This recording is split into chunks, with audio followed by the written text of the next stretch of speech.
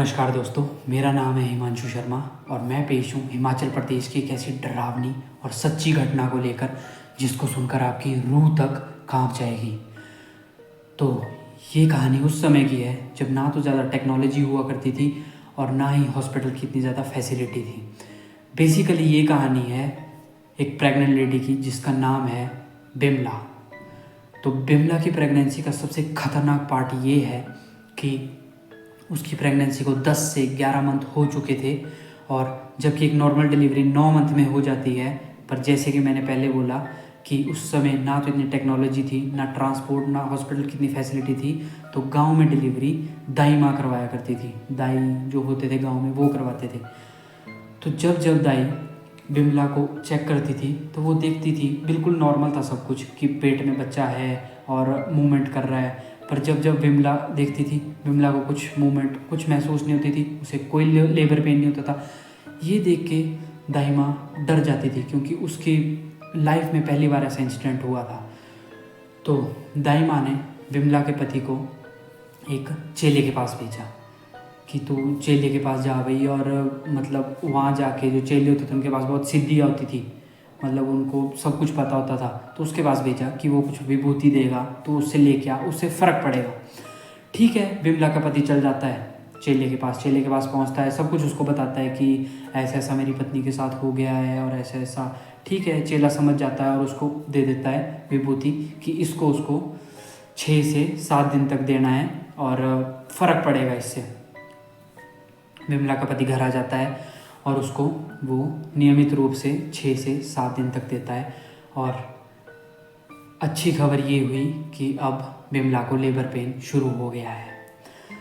तो बिमला को labour pain इस हिसाब का हुआ कि नियर टू डेथ वाला पेन उसे हो रहा था कि जैसे अभी वो मरने ही वाली है, इस हिसाब का पेन उसको हो रहा था।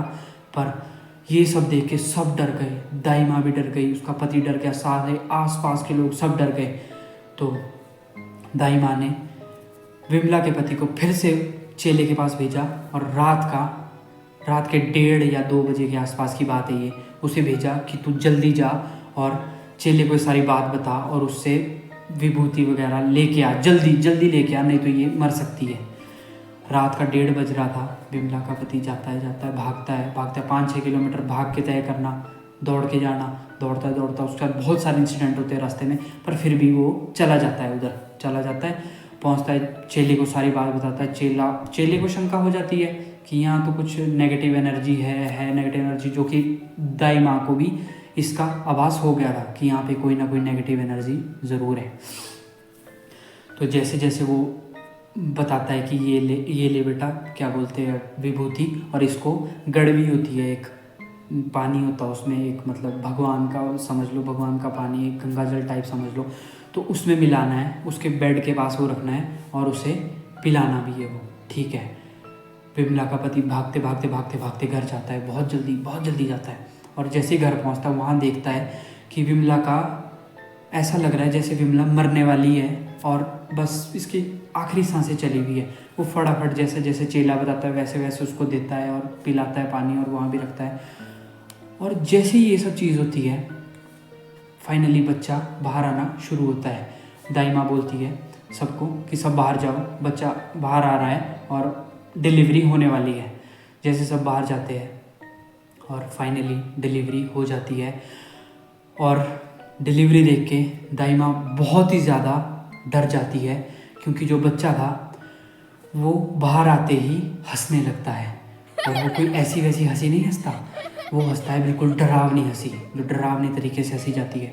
और बच्चा भी वो कोई नॉर्मल नहीं था, बच्चा आधा इंसान था आधा जानवर था। मतलब ऐसे समझ लो, उसकी जो आंखें थी वो बड़ी बड़ी और नीले रंग की थी और उसके लंबे लंबे दांत, और वो उठाने को इतना ज़्यादा भारी हो गया था कि वो 10 लोगों से मिलके भी नहीं उठाया गया। तो जब ये सब कुछ हो रहा था, वो हंस रहा था और इतने बड़े बड़े दांत, उसके नीली आंखें, और वो आधा जानवर आधा इंसान। तो दाई माँ को सब कुछ आभास हो गया था कि ये कोई भी नेगेटिव एनर्जी है। तो दाई माँ ने एक ही मंत्र पढ़ा और वो बच्चा वहीं पे ही बहुत बड़ी चीख मार के और मर गया। तो उसके बाद चलो ठीक है मर गया। तो फिर जैसे ही सुबह होती है, सुबह जैसे ही हमारे होता है कि बच्चे को जलाया नहीं जाता, नहीं है, बच्चे को दफनाया जाता है। जो न्यू बॉर्न बेबी होता है, ऐसे मर जाए तो उसे दफनाया जाता है। फिर जब दफनाने जा रहे थे, पर वो उठाया किसी से जाए, किसी से भी उठाया नहीं गया वो बच्चा, किसी से भी, सब ने कोशिश कर ली, उठाया नहीं गया। पंडित आए, पंडितों ने कीले गाड़ी, मतलब सारा अपना जोर लगा दिया, तंत्र मंत्र बोल लो, बिल्कुल मंत्र सिद्धि बोल लो, सब ने लगा दिए। बड़ी मुश्किल से दबाया उसको, बड़ी मुश्किल से दबाया। और फिर सब घर जाते हैं। घर जाके क्या देखते हैं, बिमला को होश आ गया। बिमला मतलब अनकॉन्शियस हो गई थी, वो बेहोश हो गई थी जब रात को ये सब कुछ हुआ। सुबह उसको होश आया तो सब क्या देखते हैं कि बिमला उठ गई है। और बिमला क्या बोल रही है कि रात को उसके सपने में एक औरत आई थी जो कि बहुत ही ज़्यादा डरावनी थी, और वो उसके इतनी पास आके उसे बोल रही थी कि तेरी हिम्मत कैसे हुई वहाँ थूकने की जहाँ मैंने अपना बच्चा गाड़ा था, और अब तूने उस बच्चे को भी मार दिया, मेरे बच्चे को भी मार दिया जो तेरी कोख में पल रहा था। तो ये बात सुना के और वो बिमला फिर से बेहोश हो जाती है।